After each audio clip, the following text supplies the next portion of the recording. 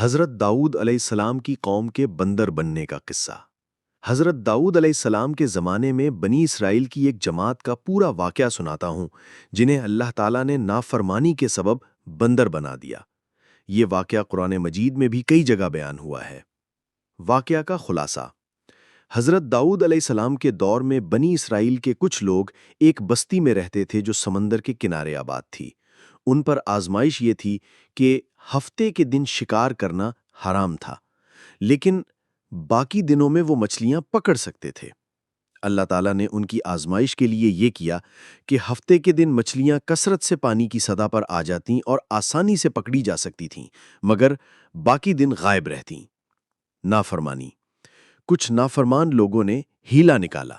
وہ ہفتے کے دن جال ڈال دیتے اور مچھلیاں ان میں پھنس جاتیں، لیکن بظاہر وہ انہیں اتوار کو نکالتے اور کہتے کہ ہم نے تو شکار سبت کے دن نہیں کیا۔ یہ دراصل اللہ کے حکم کی صریح نافرمانی اور دھوکہ تھا۔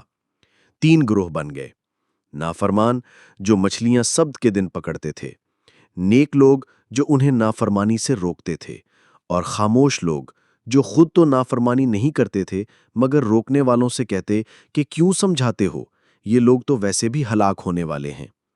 عذاب: آخرکار جب وہ اپنی نافرمانی پر ڈٹے رہے تو اللہ تعالیٰ نے انہیں سخت عذاب دیا۔ قرآن کے مطابق اللہ نے فرمایا: کونوا قردۃ خاسئین، یعنی ذلیل و خوار بندر بن جاؤ۔ پس وہ سب نافرمان بندر کی شکل میں مسخ کر دیے گئے۔ قرآن میں ذکر سورۃ البقرہ آیت نمبر 65۔ اور تم ان لوگوں کو خوب جانتے ہو جنہوں نے تم میں سے ہفتے کے دن کے بارے میں حد سے تجاوز کیا تھا، تو ہم نے ان سے کہا کہ ذلیل و خوار بندر بن جاؤ۔ سورۃ الاعراف آیت نمبر 163 سے 166۔ اس میں پورا واقعہ بیان ہوا ہے کہ کس طرح مچھلیاں ہفتے کو آتی تھیں اور انہوں نے نافرمانی کی، پھر اللہ نے ان کو بندر بنا دیا۔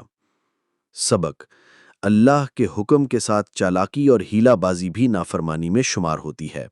نیکی کا حکم دینا اور برائی سے روکنا مومن کی ذمہ داری ہے۔